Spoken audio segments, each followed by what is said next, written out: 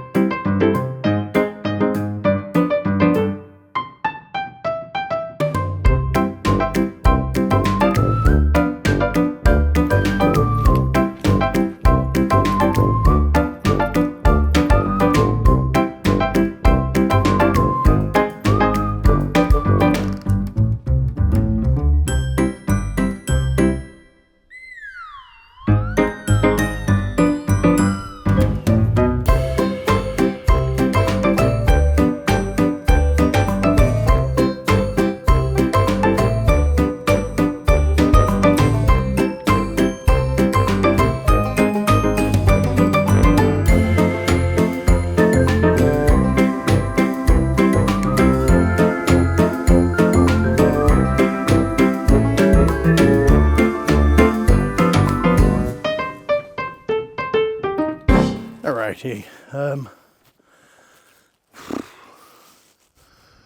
can't see more than 20 foot in front of me. I think it's this way, I'm not 100% sure. So a good tip for you when you're going out somewhere, especially if you're in the fog, download maps that you're for the area that you're visiting, because you never know when you might need them. I found some rocks here, so this is a good sign because I know it's near some rocks. I'm going to try down there, see where that takes us. So yeah, so it's a fun one. Maybe, oh yes, I recognise these rocks. We're on the right track.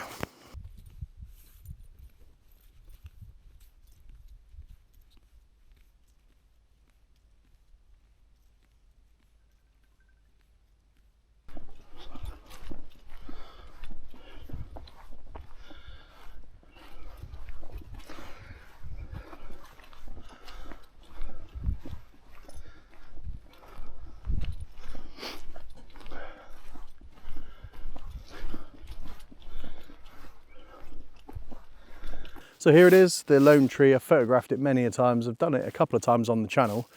The one that everybody voted for to be the one to photograph. So here we are. Now, how do I photograph it in a way that isn't the same as all the other times I photographed it? Simply is I'm using the weather. So I thought, well, rather than just go up on a normal day, wait for the weather conditions to be just right. Nice bit of mist, snow, whatever the conditions would be, and then come up and photograph it then in each season. Now, summer is probably not going to get much, so it'll be a sunset, I reckon. Autumn, you're going to get possibly nice mushrooms. You can use some mushroom foreground. And spring, maybe there might be some bluebells up here. We can get some bluebells in the image. Rather than just taking an image of the tree, we're taking an image of something other than the tree. So in this case, subject isolation. Let's get set up. Image wise, it's not the greatest. We don't really have the light, it's a bit muted. So we've got highlights and shadows, so it's quite a high contrast image with a lot of midtones, not a lot in the midtones. So it's not going to be the greatest of images, but you know, the point in this is to get a different image. I'm hoping with that subject isolation in the background being so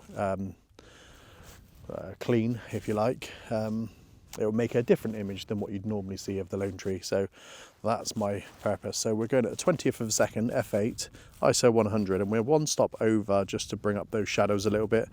And compositionally, what I'm doing is I'm trying to frame the rocks around the tree. So I'm using some of these rocks down the bottom, one to the left here, these rocks coming up, and this rock. So it almost creates like a sort of a circle around the tree, if you like. So that's my composition. So I'm going to take that, and I'll try and take a couple more, whether I can get any more interest in or not, I will see. But yeah, I'm going to take that one and I'll pop it up on the screen.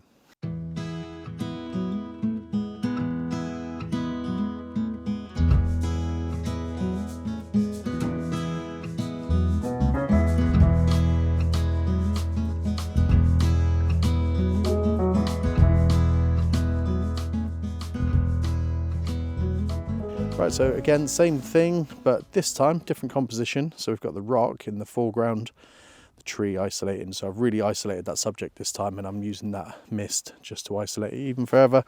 So I am shooting one, maybe a bit more than one stop over. Nope, one stop over. I'm just about to, if I put this on, you can see, oops, where's it gone? Oh, let me take the image. There we go. Let's put the info up. Now you can see that it's not clipping, it's just off the edge of clipping there, maybe a little bit at the bottom, but not too bad. So we're getting some nice light in that. We're going to lift all them shadows out, and I'll be able to play around with that in post. So image up on the screen, I hope you like it, and I will take one more, but this time what I'm going to do is I'm going to go the other side of the tree. So something I've never done before. I've always taken it from this direction, and I'm going to try and see what it looks like with this mist separating the background. Should hopefully give us something different.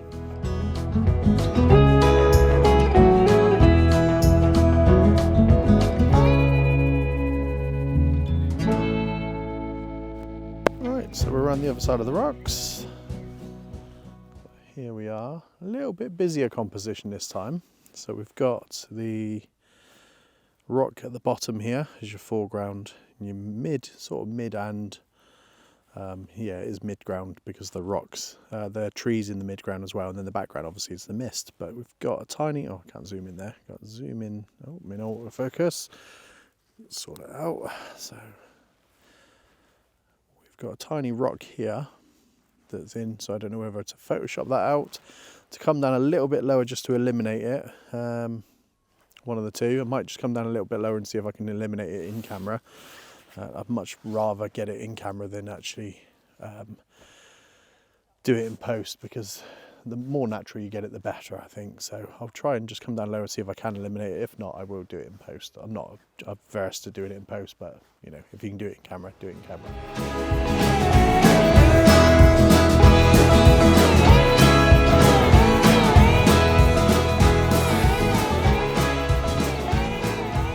So I have come down a little bit lower. So I've just isolated that rock there, it's taken that away. And I actually quite like this composition. I didn't like it to start because of the amount of rocks in it, but I actually think the 3 layers of rocks finished off by the tree, I think that makes quite a nice image. I'm not 100% sure. What I'll do is I'll pop the 3, how many images did I take? 3, I think. I'll pop them all up side by side. Let me know what you think in the comments. Which one do you prefer?